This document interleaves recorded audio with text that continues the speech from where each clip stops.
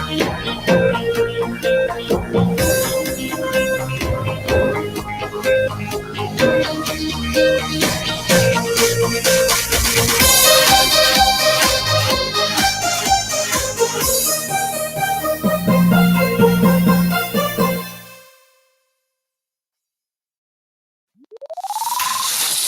you ready to launch your podcast? It's time for Podcast Now with Restream, the live show that helps you plan, produce, and launch your podcast with the power of Restream. Here's your host, Ian Anderson Gray.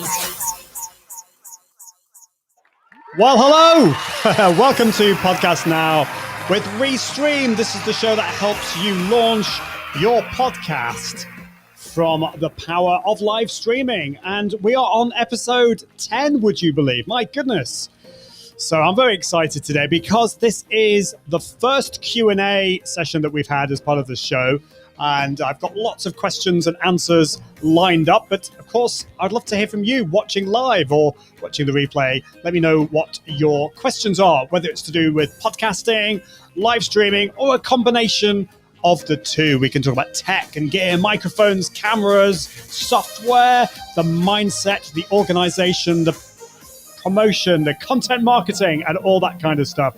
So I'm very excited to be here with you today. But of course, let me know where in the world you are watching from. I am streaming from, it is sunny. It is, there is a blue sky out there just south of Manchester in the UK. And of course, the great thing about the Restream community is we are all over the world.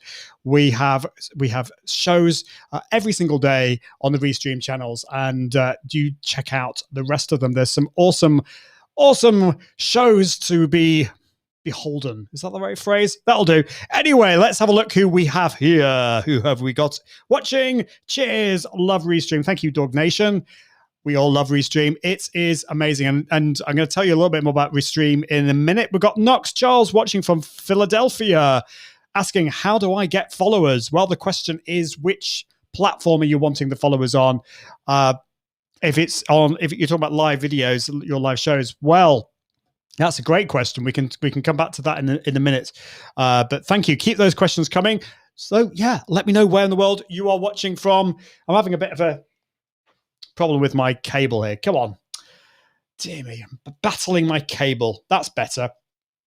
Where was I? Restream. So do check out Restream. We love Restream. Broadcasting on Restream's channels, but also my own channels. In fact, Restream is such an amazing tool. It allows you to stream to over 30 different destinations all at the same time. So I'm broadcasting to my Facebook page, my YouTube channel, Twitch, Mixcloud, not Amazon Live at the moment, but I was Amazon Live earlier on today. And of course, Restream's Facebook and YouTube and loads of other places. So it is great.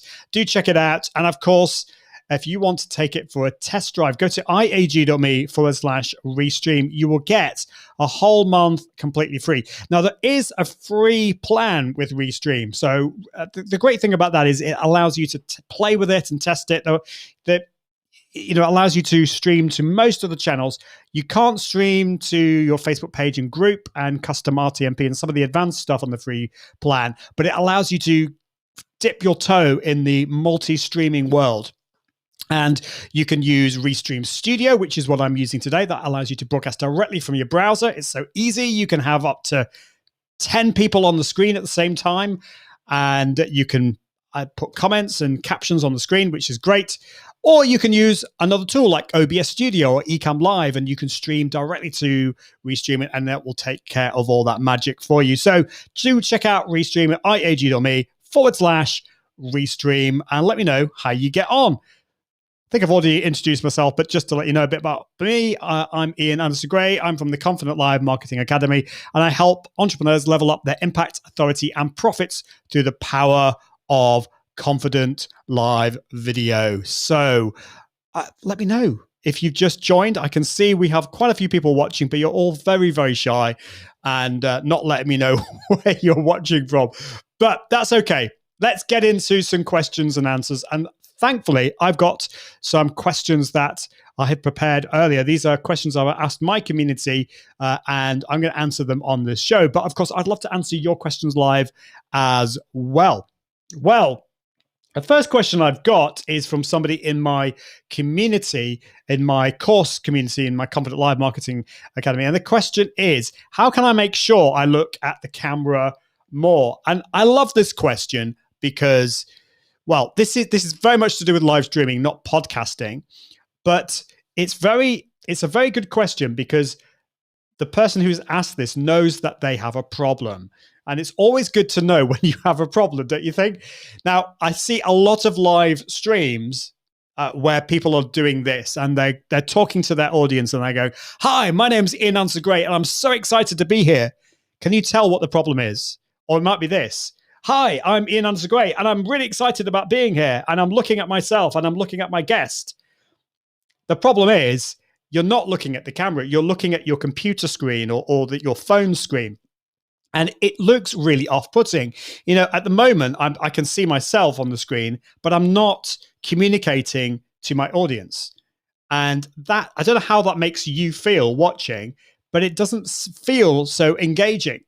The problem is, for you, the host of your live show, looking at the camera doesn't feel very natural. The camera is this kind of inanimate object. It's usually like a plastic piece of kit, maybe a bit of glass in there, but it's an inanimate object. And as human beings, we're hardwired, I think, to communicate with other human beings, even if it's on a computer screen. So it's a lot easier for me. Not that I'm not being narcissistic. I hope I'm not anyway. And wanting to look at myself, but it just, I'm drawn into looking at another human being, even if it's myself. So I think it's important to practice looking at the camera. And you have to practice this. It took me about a month of constant practice to get used to looking at the camera. And there are some very good low-tech ways of doing this. You don't have to spend lots of money on this. The first thing, if you've got a webcam, just print out a piece of paper with 4 red arrows pointing into the middle, and then just put your webcam through that piece of paper. So it's directing your eyes towards the camera. Or it could be a little sticker or a Post-it note, for example. One of my clients actually printed out a picture of their favorite client and put it directly behind their camera, which is really funny, but it worked. So do practice that. But you'll find probably, if you're like me, that it takes you a little bit of time and practice to get used to looking at the camera, this inanimate object and this energy sucking device, because it does tend to suck your energy away from you. So that's what I would say about that. I think it's really important to look directly at your camera. Okay, great. Okay, now Knox Charles did ask this question before about followers. How do you get more followers? Corey, I can see your question. I will get back to that in a second. So how do I get more followers? I'd like a bit more clarification on this question because it kind of depends where you're wanting to get followers. I think the most important thing here is not to get too drawn into statistics or followers. How do I explain this? So for example, Facebook Live, YouTube Live, all the live channels and Restream, they give you the number of live viewers on the top left-hand corner of the screen. That's really useful information, but sometimes we can get a little bit stressed about that. And maybe if it's too low or even too high, we can get worried about that.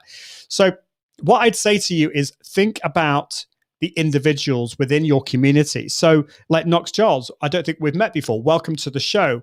It's great to have you here. And, you're more important, you as an individual, than the number of people watching. But at the end of the day, having said that, it does kind of matter in terms of the algorithm for these channels, Facebook and YouTube. The more people that watch, the more people that Facebook and YouTube are going to push towards your channel. And so what I would say to you, the most important thing here, well, the 2 most important things, first of all, the quality of what you're producing needs to be good. But more important than that, I think, is the consistency. Make sure that you're turning up every single week for your audience. That is really important. So yes, the quality is important, but the consistency is also important. And the third thing is, as I said before, make sure that you're communicating with your community and your audience, that you're making them feel special. Because if you don't acknowledge people, then they're not going to turn up next week. I mean, Knox, if I was to ignore you, what's the likelihood that you would turn up next week? It's probably not very high, is it? So you need to make your community feel loved. That consistency is absolutely vital. So those are a number of things. There are other things. There are lots of other ways of doing it. Of course, on Facebook, you can't promote, you can't use Facebook ads for a live video, but you can certainly promote the replay of a video as well. And don't forget all the other ways in marketing, such as email marketing and social media marketing as well. There's all those kind of things. So I hope that helps. You put a 0 there. Is that a 0% chance that you'd turn up next week if I'd ignored your question? Probably. Now, Corey Duncan asks a great question here. Can you use iPads as a camera for Restream? And the answer is yes, you can. So first of all, you can, although I tend to recommend that people use Restream Studio on your computer. It's kind of designed that way. You're going to get the best option, the best way that way. But you can use Restream Studio on an iPad, even on an iPhone if you want. It's perfectly possible. And so you could use Restream Studio. I think you have to use Safari, but I need to double check that. And that works really well. So that's one option that you could do. The other option is you use your computer, but you bring in your camera from your iPhone or iPad using there's a number of different ways of doing this. There's like NDI cameras and things like that. The one I use is called Epoch Cam. I don't know whether you can see that. It's probably not going to be in focus. This is my camera doesn't like to get in focus sometimes. But Epoch Cam, it's not free. There are some free alternatives, but I like Epoch Cam because it's from Elgato. It works really well. And if I just switch that on now, okay, it's on the screen there. Is it going to work? Maybe. Let me just double check that I'm on the same network. So you do need to be on the same network as your computer. Okay, is that going to work? And then it uses your camera in your iPad or iPhone, so you can see there. And then what you then would do in Restream, so on your computer, you then install Epoch Cam, and it will then create a webcam that you can then use. So let's see if this is going to work. Oh, no, it's not going to work. This happened last time, didn't it? Okay, let's say what happened last time. I needed to restart Epoch Cam. Let's try it again. And it's because I've got two different wireless networks. I like to complicate things in this house, in the studio. Let's see if this will work. No, it's not going to work. Typical. That always happens. But it usually works for me, Epoch Cam. And of course, you'd set that up beforehand. I haven't set this up yet. And that works really well. I hope that helps. But yes, you can is the answer to that. Martin Buckland is in the house. Thank you so much for joining me again, Martin. You are awesome. Amazon have a variety of smile you are on camera signs and stickers, which are great to concentrate on when streaming. I didn't know that. That's such a good tip, Martin. Thank you so much. And Knox is saying, LOL, and thank you. So do keep those questions coming, but I do have another question that I prepared earlier. And the question is from Katie Simpson. I don't know whether you're watching live, Katie. But this is a great one, which is a question about microphones, which is important for live streaming, but also for podcasting. A lot of people don't know if they should speak directly into your microphone and what angle to have it at. And this kind of depends on the type of microphone that you've got. Now, you're probably aware that, well, of course you're aware, that you can see my microphone. It's in shot. Now, I like that because I can have my branding up there. This is also just a really lovely microphone. So, the audio quality is important. This is a dynamic microphone, and I'm probably going to talk a little bit more about microphones later on in the show. But the important thing is to, first of all, know what type of microphone you've got, because the technique will vary depending on the type of microphone that you've got. If you have a lavalier microphone, lapel microphone, then obviously you need to make sure that you put the microphone as close to your mouth as possible, so as high up as you possibly can. They are condenser microphones, so they tend to pick up a little bit more of the ambient sound around you. So you want to have it as close to your mouth as possible, but it will still work. You can also get shotgun microphones, which will pick up sound directly in front of them. They're great because you can have them out of shot, like a kind of lapel mic, and they work really well. And then you've got condenser microphones. The slightly cheap, the cheaper versions or cheaper options for condenser microphones are like the Blue Yeti microphone, which is beloved by many live streamers and podcasters. Now, they're great because they're condenser microphones, so you can have them a little bit further away from you and they'll pick up your voice. The problem with that is that it also picks up all the background noise around you. So with a Blue Yeti, I highly recommend getting it as close to you as possible and putting the gain down. So the gain is basically the sensitivity of the microphone. So putting it up as close as possible to you, so you're going to get that best quality sound. So for basically the idea is, definitely with a dynamic, you need to be as close to it as possible. And I have it to the side here, so I'm not bashing it. If I bash it, I've got a what do you call it? A shock mount here. So let's just take that off. So this shock mount will hopefully reduce any bumps and rumbles. So even if I don't know whether you can hear anything, but I'm moving my microphone quite a bit there. But you shouldn't be able to hear any kind of bumps or anything like that. So as close to it as possible. With a condenser mic, you don't have to be quite so close. In terms of the angle, well, ideally, I would have... Hello. The problem with this microphone is that I need to get a new cable. This XLR cable is dying, so I'm not going to move my microphone. But with this microphone, this is a really important point, and thank you, Katie, for this. You kind of need to know where you should be speaking into, because it will differ depending on the type of microphone. With this high LPR40, I speak directly into this bit here. Whereas on some microphones, you'll speak into the sides. So you kind of need to know that and do some testing first. But again, get as close to it as possible. Hope that answers your question.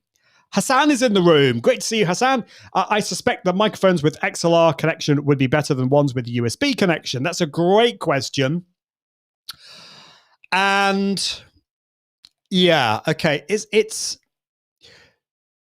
really difficult to answer that question. It's a great question. So the easy answer to that question is yes. Microphones with an XLR connection are often better quality than ones with USB, but it's not always the case, because of course you can get very cheap and nasty microphones with an XLR, and you can get some very, very good quality USB ones.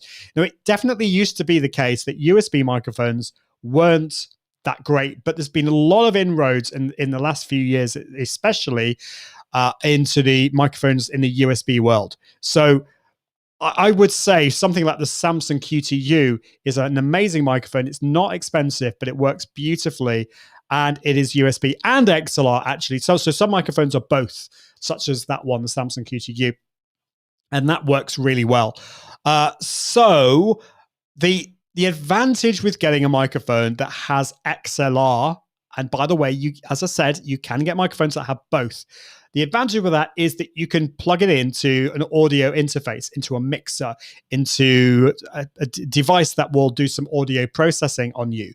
Whereas if it's USB only, you're having to do all of that on your computer, which isn't quite so good. So I hope that answers your question. Lots of things we could talk about there. We have somebody watching in a Facebook group. Great to see you. So you're saying hello. Awesome to see you. I don't know who you are because Facebook is not showing me who you are. So just maybe kind of put your name in there and we can answer your questions if you have any questions. Of course, if you want to give permission for Restream to see your name, just go to confident.live/show my name. That's confident.live/show my name. Keep those questions coming. Wow, we've had loads of really good audio questions, which is great. So let's have a look at the next question. Oh, this is a great question that I was asked earlier today from Claire Yosa. Claire is amazing. She has written lots of books to do with mindset. She's written one on imposter syndrome, which is a really, really good book. Now, she is an author. She writes a lot of books, and she's in the process of, or she's going to be soon, doing the audio version of this. And she's getting a lot of breath noise, or she's concerned about getting breath noise on her audio. Now, there are two ways we can answer that question. The first of all is you. And when you're breathing in, we tend to breathe in very shallowly, and we tend to kind of tense our upper bodies. So this is why I recommend standing up, first of all. It gives you much better posture. I'm actually sitting down at the moment. Normally for my live shows, I stand. It gives you much better posture. It allows you to breathe, posh word alert, diaphragmatically. What do I mean by that? This means you're breathing into your sides. You're breathing much more efficiently. And the problem is when we breathe normally from day to day, we tend to breathe up here on our chest, and we close the back of our throats, and it ends up sounding like this, like that. And that's not good. So breathing in efficiently, opening our throats, is going to remove some of that breath noise. But at the end of the day, there's going to be some of that going on. Now, it will depend a lot on the microphone. But what you really need here is some audio processing. Now, some of that can be done afterwards, but some of it can be done beforehand. And this is particularly important. Pre-processing is really important when it comes to live video, because for podcasting, you can remove all those sounds afterwards, but for live, it's live. So, if I go like that, everyone, you're going to hear that. And yes, I can edit that out later, but for my live audience, you're going to be able to hear that. So that is why I think it's important to use a processor. Now let's see if this is going to work. Is this going to work? Yeah. Okay. Over here, you can see I've got my Rodecaster Pro. Now the Rodecaster Pro is a mixer, but it's also an audio processor. So if I go to click number 1 here, you might not be able to see this. Let me just see if I can zoom in a bit more so that you can see this. Okay, let's zoom in. Okay, I'm going to zoom in, and I'm going to also just flip it round so that you can kind of see it. So at the moment, I've selected microphone 1, and I've got all the processing switched on, but I'm going to switch it off now. And this is just my voice on its own. So if I do a big intake of breath now, you can definitely hear that. Now let's put the audio processing on. Okay, so it's pretty much, most of it's still off. Let's put the compressor on. That's not going to help with the breathing, but that's going to bring the louds and softs closer together. I put the high pass filter on. That's going to get rid of rumbles. I've added the de-esser and the noise gate. So you might not be able to hear those sounds quite as much. And then, of course, I've got the oral exciter and the big bottom. And they give me that kind of nice radio sound to the voice. So that is one thing that I would recommend that you do, is get an audio processing unit. The Rodecaster Pros are great. They're not particularly cheap, but they really can help with the audio quality. So yeah, that's what I would say. Get a device like the Rodecaster Pro. That's really going to help. Let's see who we've got in the house. Hassan says, thank you. It's a pleasure. It's a pleasure. Now, Corey, let's have a look at what your question is. Quite a big question. For church, we upload pre-recorded videos into Restream and play them live so that we can post comments and have live interaction. The problem is we are experiencing glitching and a little freezing. Why is that? What can we do to get rid of that? Okay, so I suppose I need to ask the question, is it all pre-recorded? Is the live fully pre-recorded, or are you doing a hybrid event? So I'm not entirely sure what you're doing for church. It sounds like, for the church services that I help my church live stream, and most of it's live, but we load up pre-recorded videos in that. But I do know that some churches have done the whole thing pre-recorded and done that live. Okay, so Corey's saying it's all pre-recorded. That makes it a lot easier, actually. So what you can do in Restream Studio is you can upload short videos and play them in the middle of your live. But the other option is that you upload the whole thing as a pre-recorded video in Restream. Now, there shouldn't be any glitches if you do it that way. Is that the way you're doing it? Let's have a quick look. So what have you said again? Let's just read the question again. I'm trying to understand. So we upload pre-recorded videos into Restream and play them live. So presumably you're using the scheduling feature for that. So it shouldn't have anything, because you're not streaming that live. It shouldn't have anything to do with your computer because it's all loaded into Restream. What I would look at is the actual format that you're using and the quality. So are you uploading, for example, is it 1080p? Is it a MOV file? Is it an MP4? And if you are continuing, I would downgrade it to 720p, for example, because most, for example, Facebook Live could only deal with 720p, and see if that works. And if you are continuing having problems, then just talk to the Restream support team, and we'll see what we can do. But there should not be any glitches with that. So yeah, let me know how you get on with that. But pre-recorded videos work really well. Of course, the other option is to upload it as a premiere, Facebook and a YouTube premiere. But the downside of that is it doesn't have that live feel. It's not quite the same as using the likes of Restream. So I would do it that way. Cap is in the house. Great to see you, Cap. Before the Rodecaster Pro, did you use any software processing like Audio Hijack or another tool? If so, how did it compare? Now, I didn't use software pre-processing. I have, but before the Rodecaster Pro, I used another processor called the DBX286S. And so it's not a mixer. It's just basically, unfortunately, I can't show you it, but I have talked about it before. It's a box with loads of knobs that it gets rid of. It has a noise gate. It has all these extra things on it. And you plug your microphone into that and it all works, and it works really well. But what Cap is talking about here is you using like a USB microphone or whatever, plugging that into your computer and then getting your computer to process that sound, pre-process that sound. And on a Mac, you can download some software called Audio Hijack. It's not free. It's from a company called Rogue Amoeba, and it works really well. So you can do things like add reverb, and you can have a noise gate on there. And yes, I've used it. It works really well. It's just you're adding extra complexity to your computer.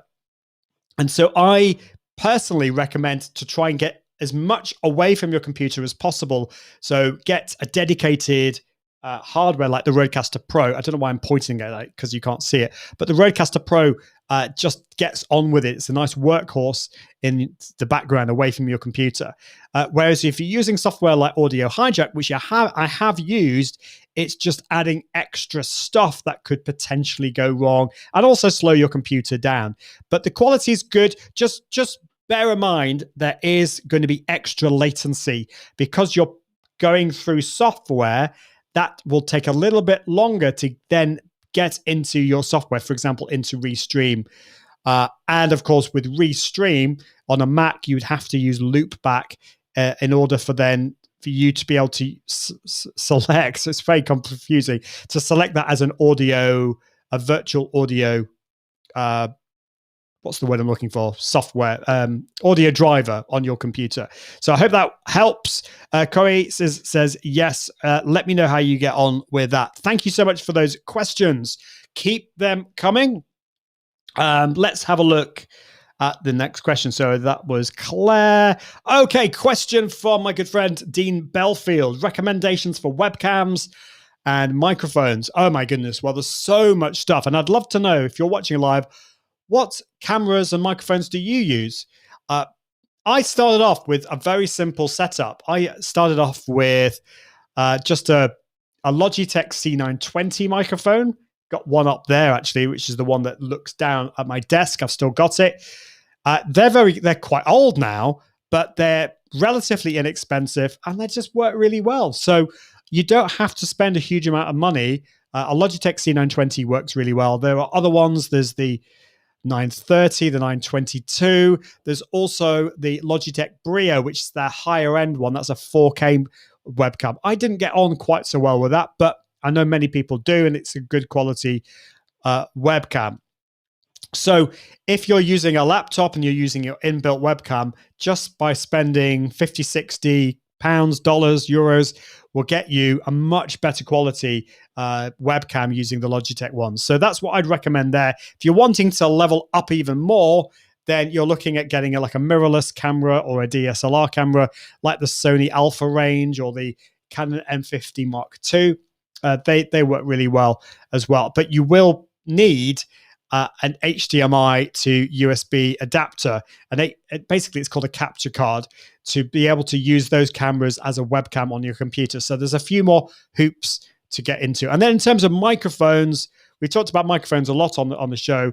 It kind of depends on what you're wanting. Are you wanting the microphone in shot or out of shot? If it's in shot, that's going to give you the best quality sound, in my opinion. So a dynamic microphone, something like the Samson Q2U, that's Samson Q2U. And by the way, if you want to know any more about these, if you go to iag.me/gear guide, I've got all of these various microphones and webcams and cameras and all this kind of stuff there. So iag.me/gear guide will give you all of that. But yeah, Samson Q2U is great. There's a great lapel mic, lavalier mic called the Boya. That's Boya BYM1, and that works really well. So I would tend to recommend one of those, a dynamic microphone or a lapel mic. They work great. Okay, question from Katie. This is a great question. Thank you, Katie. What to do if the feed buffers and stutters or crashes? Has that happened to you? I have had a few disasters in the past. Nothing to do with Restream, I hasten to add. It's to do with the fact that my internet went down once across the whole country. Apparently, the internet went down with my ISP. And what else happened? Oh, yeah, a lightning strike or, dodgy things like that going on. The first thing to say is just don't panic. It happens to us all. It's frustrating, but, if what's the worst that's going to happen? If it completely fails, then you have to come back and do it again. But if it stutters halfway through, you just have to keep going and apologize to people. People watching will understand if these things happen. So, but what I'd recommend that you do is do some testing beforehand, and having like a tech checklist is going to be really important. So first of all, make sure that you restart your computer. Restarting your computer solves all known problems. I kid you not. No, I'm kind of joking, but that really does help. I always restart my computer. The second thing that you should do is to close as many apps running in the background as possible, particularly apps like Google Drive and Dropbox and anything like that is going to basically suck your internet bandwidth away. So that's what you want to do. Do that. And then do a speed test. Just check that your internet is running as quickly as possible. If you are having any issues, then you'll know about that, and maybe you can, either postpone it or do something about it, like call your ISP and tell them to sort it out. Good luck with that one. But yeah, that's what I would do. But then sometimes, unfortunately, you've done all of that, but there was a problem halfway through, and really, you just need to keep going and not worry about it, because these things happen. And I think the more often you do live, the more confident that you will be, and the less likely glitches and tech disasters are going to phase you. A couple of years ago when things went wrong, it really stressed me out. These days, it's annoying when things go wrong, but I just get on with it, and I get less stressed about it. So I hope that helps, Katie. That's what I would recommend. Let me know if you have just joined, where in the world you are watching from.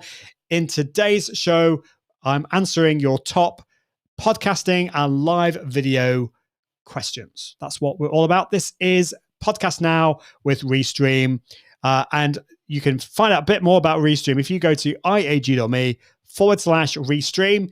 You can get a whole month free. You can also try the free version as well. Do check that out. Okay, what is my next question? Do ask questions live, by the way. But this is a question I had earlier from Dean Belfield. Tips for podcasting on a budget, cheap but reasonable quality. Well, yeah, you don't have to spend a huge amount of money on this. I mentioned a lapel microphone called the Boya BYM1. Let me just put this in the chat, actually. It's because it's not the most memorable name. And I'm going to actually highlight this on the screen as well. Let me just give me a second while I add this. Lapel mic. Okay, let's add that on the screen. The Boya BYM1 is great because it is really, really cheap. It's about, I don't know, is it like £15, $15? It's got a really long cable. You can use it with your phone, with a computer, with a camera, and it's just beautiful. And it's a cheap microphone, but the quality is really good. And if you wanted to have something a bit better quality that you're going to have on shot, it's a dynamic microphone, then the Samsung Q2U microphone is what I recommend. Let me just put that on the screen. And okay, what's going on here? Dynamic microphone.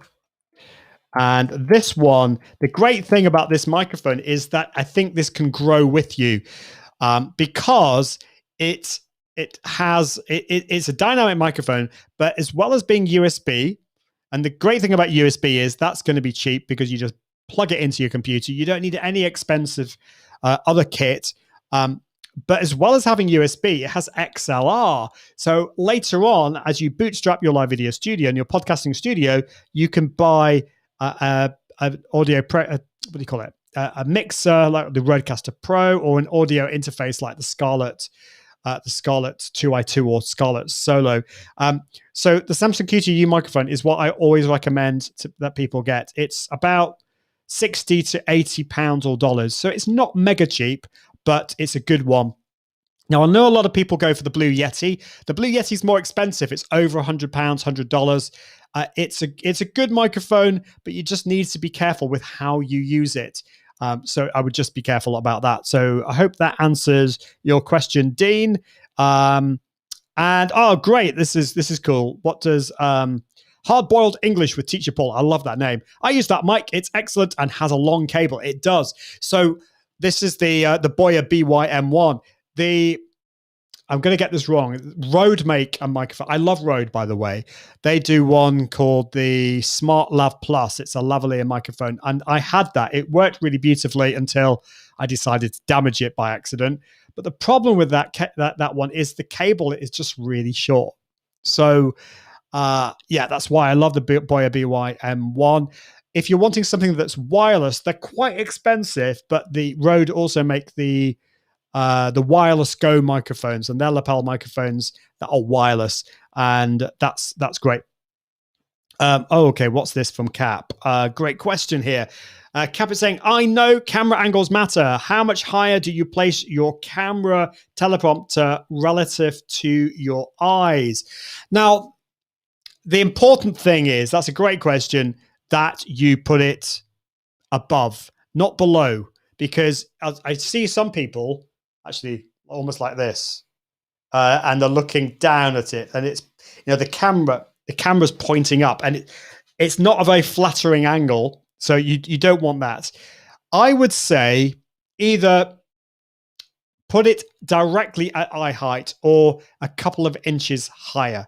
So between, actual eye height. Mine is just above eye height, just a little bit. And actually I can adjust it slightly with my standing desk. So that's too low. But if I put it higher, let's just put it a bit higher now. What's happening? Come on. There we go. I think that's too high. I don't know what you think about that, but that's quite high now. But I'm going to put it down to about there. I think it looks good. So that's what I would say. Keep it about eye height to a couple of inches. I wouldn't put it any higher than that, but just play around with it and see what works. But that's my recommendation. And hard-boiled English with Teacher Paul says, when I stream, I stand at a whiteboard pretty far back from my camera. The cable is so long, I have tons of slack. Yeah. So if you have a whiteboard and you're quite far back, I'm quite forwards. I quite like this angle.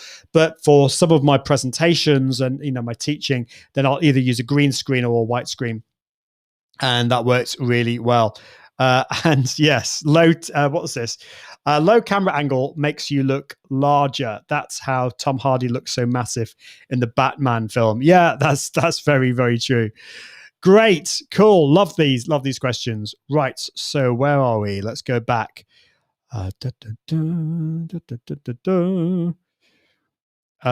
Okay, question from Katie Simpson. How to make your run of show easy to crop for a podcast? So I've talked a lot about this on the show about starting off your podcast as a live stream. So I'm not turning this into a podcast, but for my other show, my Confident Live Marketing show, I make my live show into a podcast. So we have this live element right at the beginning, which I basically have a bit of chat time with my audience and chat with my guest if I have a guest on. And then I start again afresh. So I say, okay, great. Well, let's get on with the main show. I'll be right with you after this. And then I'll pause and then I'll start again. I'll say, hello, my name's Ian Hunter Gray. And in this show, I'm answering your questions to do with podcasting and live video. And at that point, I'll then play the intro video for my podcast. Now, the great thing about that is that live element I can then trim off very, very easily from YouTube, from Facebook, and from LinkedIn. It only, by the way, works with Facebook pages. You unfortunately can't trim the beginning part of your video from Facebook groups or your personal profile. Really annoying thing. But it's just a case of structuring your show. I do know other people that, for example, my friend Jeff C, he will stop the podcast part of it and then have a live Q&A at the end. And that can work really beautifully as well. So I hope that answers your question, Katie. That's what I would do. Dean Belfield, another question from Dean. Are there any other items you'd consider essential? Are there any pieces of equipment you'd consider gimmicky? Well, excuse me. The most important thing, I think, for live streaming is your computer. The computer is the most important. If you're on a Mac, ideally go for the M1 mics. They're amazing. But yeah, computer is really important. The next most important thing is your microphone. The next most important is your camera. And of course, your internet connection is really important. Anything else really is like icing on the cake. It's not, it's stuff that is nice, but it's not absolutely vital. And so essential, I would say no. There are no other items I would say that are essential, but there are items that can be really cool. So like the Rodecaster, I would say things like a shock mount are good, like a boom arm are good. The Stream Decks are great. They're great to do as well. Lighting. Yeah, I mean, lighting is probably, I would probably put that in the essential part. Yeah, I mean, we could do a whole show on lighting. The ones I recommend are the Elgato key lights. They work beautifully. I've got 2 of those. Gimmicky. There probably are gimmicky pieces of equipment, but I don't know. I haven't really spent much time looking at them, so I don't know. I just focus on the stuff that's really important to me, like the Stream Decks, the Rodecaster Pro, the microphone, the cameras. Yeah, that's what I do. So hope that helps. Okay, let's look at the next question. What is the next question? Oh, yes, this is great.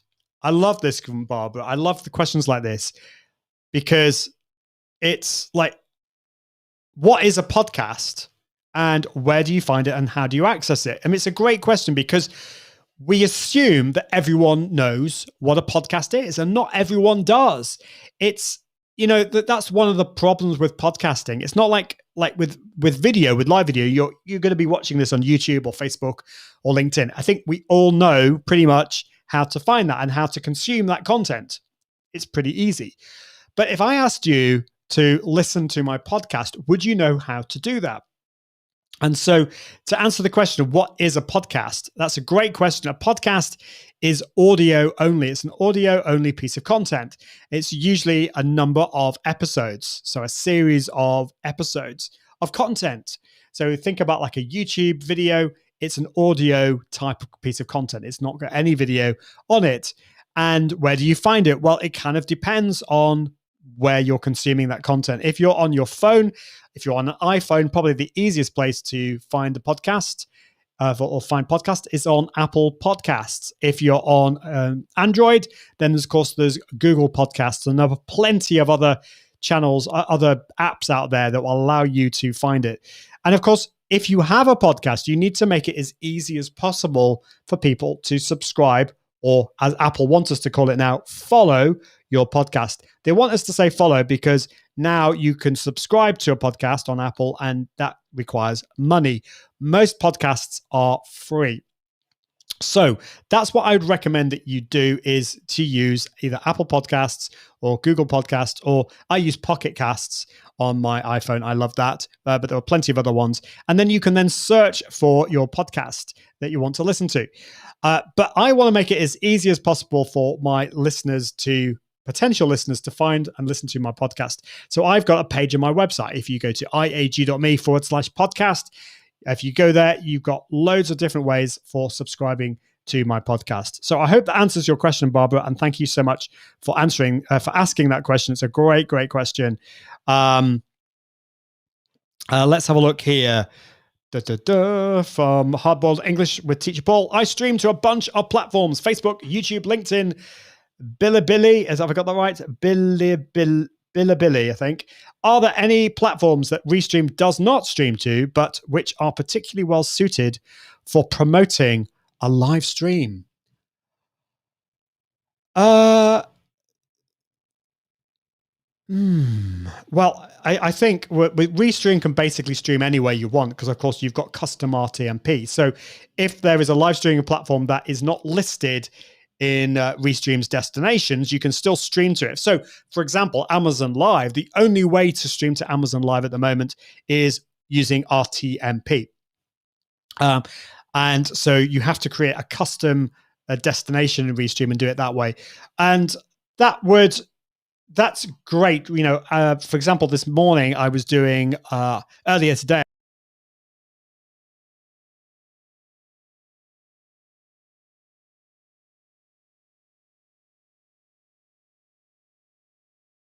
What's going on? Am I okay? Am I still here? I had a big warning on the screen.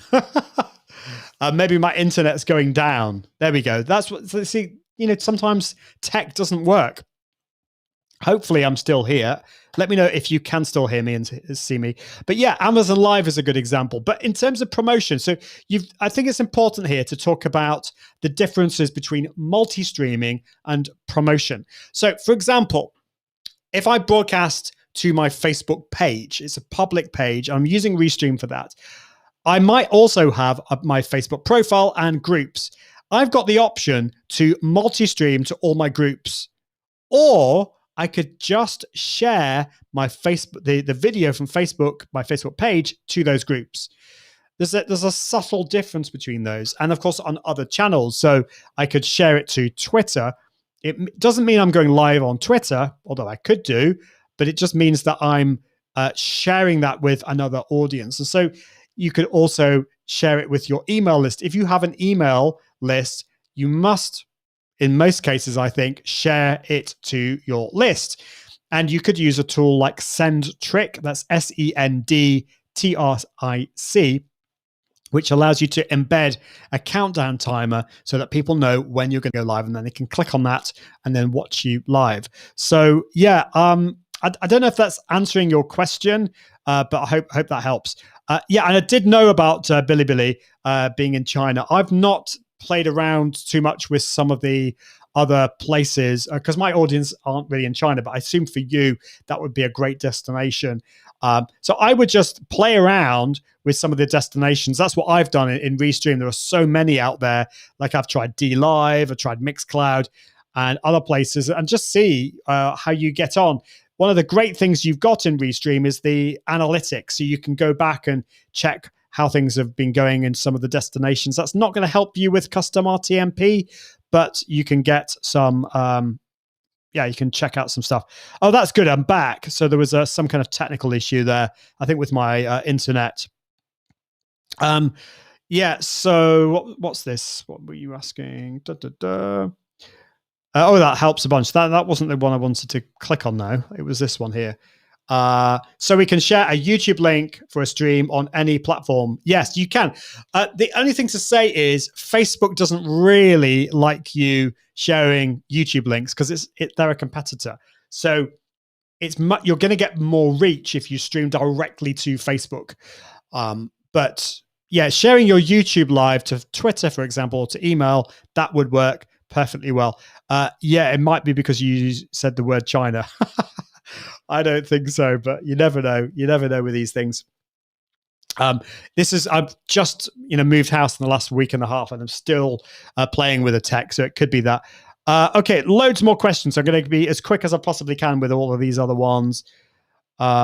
Which one is this? Okay, this is a great question from Grace Duffy. What info and details do you provide guests to make sure they come to your show prepared and tech ready? Do you have an email template? And yes, I do. So let me just see if I've got this and I can share this with you. Hopefully this is going to work okay. Okay, share that. Okay, let's go back, and then I need to do this. Okay, so hopefully you can see that okay. So yeah, I do have a checklist. I send this to all my guests beforehand, and I also send them an email, and I make it really clear what is going to happen. First of all, I say, we will be broadcasting the interview live. Make sure that they know it's going to be live with video so they don't get a shock. And part of this will be used for the audio podcast recording. And then down here, I have some important points. First of all, it's important that they use a computer, that they're using either Google Chrome or Firefox, that they have a webcam and a microphone. The next one is the bane of my life because, like, I can say this as much as I like, but guests nearly always don't do this. But earphones, I think, is really important because it reduces the likelihood of echo. Although Restream Studio does have echo cancellation, I still think it's a good idea. Do check your speed and, of course, check how you look. And I've got the email. This is the email that I send out. I will say to them, looking forward to having you on the show at this time. And then make sure I just tell them, I give them the link, the Restream link. I also say to them that this is going to be a live show and a podcast, and do read the checklist as well and ask them for their bio as well. So that's what I do, and that's the email template. And then there's another question from Grace, which is great. I love this question, which is, how do you politely stop an incessant talker, especially someone who rambles? Well, I've not really had this issue very often because I'm very careful of who I have on the show. But I think you just need to, in a very kind way, butt into the conversation. And also the other thing that can happen is that they ramble on because they're really nervous. So you just need to make them feel as calm and okay as possible. So it's really a case of doing that. And of course, the other thing that you can do is in Restream Studio, you can have, I don't have a guest at the moment, but usually it'll be you and your guest on screen, but you can do solo views, which is just your guest or just you. And so if it's time for your guest to shut up, then just switch the view over to you in Restream Studio and just say, that's great. Really, that's a fantastic thing. What do you think about this? Or go on to it that way. But yeah, Ian Archibald says he gets asked this question a lot, and he's already shared with me what he thought was the right answer to this. What's more important, audio or video on a live stream? And of course, the answer to that is, as I said earlier, is audio. Audio is so important because if people can't hear you well, they're going to not turn, they're going to go somewhere else because it's just frustrating. Whereas if people will forgive you if your video is a bit weird, but they're not going to forgive bad audio. Another question from Grace. What do you do when your guest has sound issues or can't be in a quiet location, like dogs running around? This comes down to the communication you have before, which is that to make sure that they are in a quiet location. That's really important.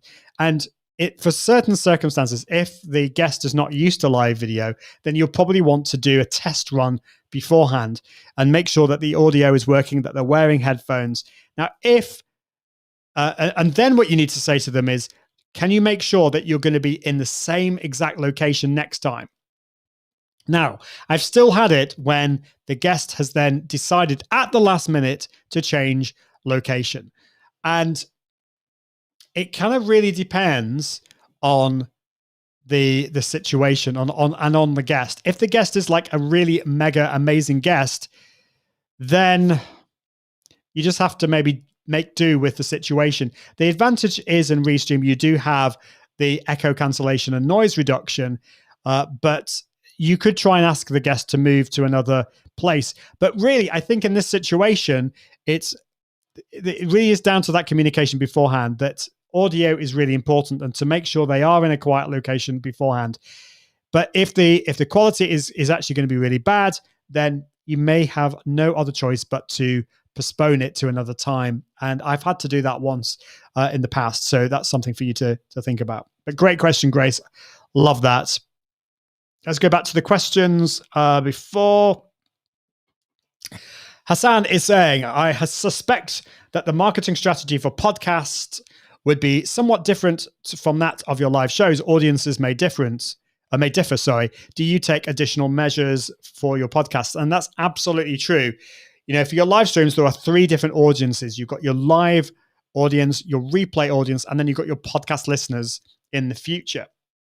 And they are going to be different people. There will be some crossover, but excuse me, with live streaming, you can promote on social. You wanted to get people beforehand onto your show. You may also want to get people watching the replay as well. But with podcasting, there's quite a big gap between my live show going out and my podcast. I have a subcategory on my email list that I will send out to people that way. And I also use Facebook ads as well. But yeah, you just need to think about your audience as being a different audience. Don't know if that helps. But yeah, absolutely. Let's have a look. Oh, happy birthday. Fulton Muratz is here. It says, hello, next Tuesday on July 20th is my birthday. Happy birthday to you. That's very, very exciting. What are you up to for your birthday? My birthday's not for ages. I've got to wait a long, long time for that. Okay. Let's have a look. Question from Ian again. Lighting, 1 light source, 3 key fill, etc. What works best? I've got running out of time, but if you're broadcasting during the day, then do it in front of a window. So make sure that the light source, i.e. the sun, is directly in front of you. That would be great. But other than that, it's best ideally to have 2 light sources in front of you. So you've got your key light, which is the main light, and then the fill light, which will just so it's not as bright, but will fill you in. That's what I use. I just use 2 lights, but the photographers and the raw professionals use a 3 light source. So you've also got another light behind you, or you could have a hair light, which will light up the top of your head, which you'll have above you. And if you've got a green screen, for example, you'll want to light up the green screen as well. So if you've only got one light source, that's fine, but ideally 2. And if you've got the room and the budget, 3 as well.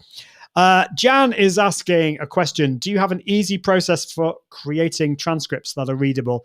So I will afterwards download the video from Restream and the audio from Restream, and I will put that into a tool I use called Descript. I've talked about that on the show before. It works really well. And then really it's a case of editing that into a blog post it works really well. But the only thing is it takes time. And so what I've done now is I have hired somebody to turn that into a blog post for me. I use Natalie Haley from Hot Content, and that works really well. So you've got really the option. There's not really a good way to hack the system. It's either going to take you time from the transcript to do it yourself or hire someone to do that. Vivek is asking, what's the benefit of using a mixer for a live show? So you've actually got a mixer in Restream Studio. In a sense, you can adjust your volume and your guest's volume, which is important to say. So it's important to have some kind of mixer to be able to raise your volume and your guest's volume if you're not at the same level.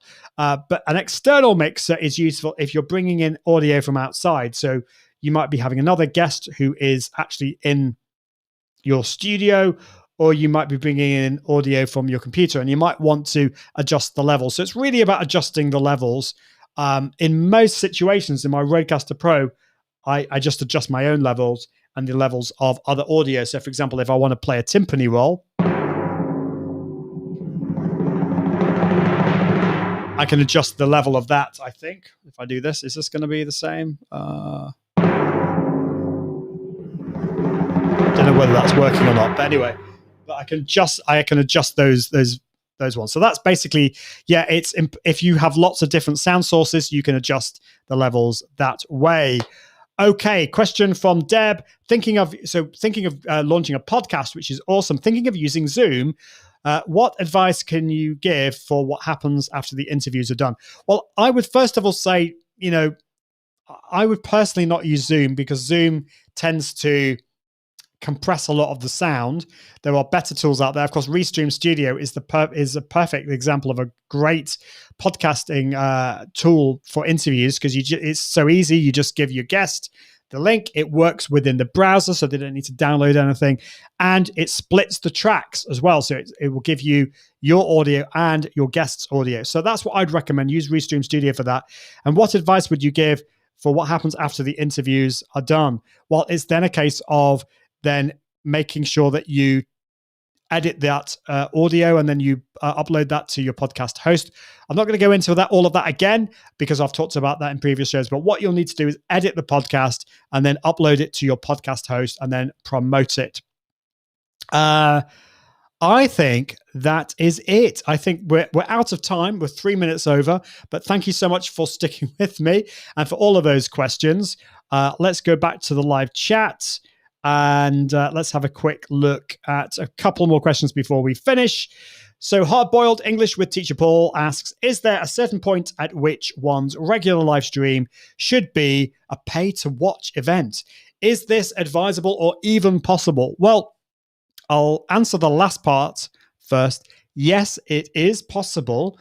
Depends on how you want to do it. But I mean, an easy option would be to live stream to YouTube, change the privacy settings to unlisted, and then you can embed that on your website and charge for that. There are lots of different ways of doing that. I'm not going to go into all of that, but it's definitely possible. There are different ways of doing that. It's kind of like a paid webinar type of thing. Another option, of course, would be to use Patreon, and again, use YouTube unlisted videos. So you would go live from Restream to the YouTube unlisted video, and then you would embed that in your Patreon stream and you're charging for that. So absolutely. And in terms of like,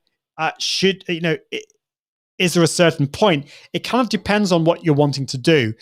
For me, that wouldn't be my priority because my business is different. I'm looking for, I do a lot of coaching and consultancy. In your situation, though, I think it could be. I'm assuming you're teaching English. presumably to countries all around the world. English is the second language or third language. So yeah, I would look at Patreon and do it that way. It really depends on how big your audience is, though. So it depends on how big your YouTube channel. But I hope that makes sense. And it's awesome to have you here. Thank you so much for all of your questions. I'll be back next Tuesday. We've got some great guests coming on the show as well. I've got, yes, I'm not going to tell you who, but we've got some cool guests coming up very, very soon. But that is it. I can smell my dinner downstairs. So I'm getting quite hungry, but we'll leave it there. But thank you so much for watching. And I encourage you to launch your podcast, not last week, but now. Get on with it. You've got all the tools. I'm here to help you and support you. I'll be with you next week with Podcast Now with Restream. Toodaloo.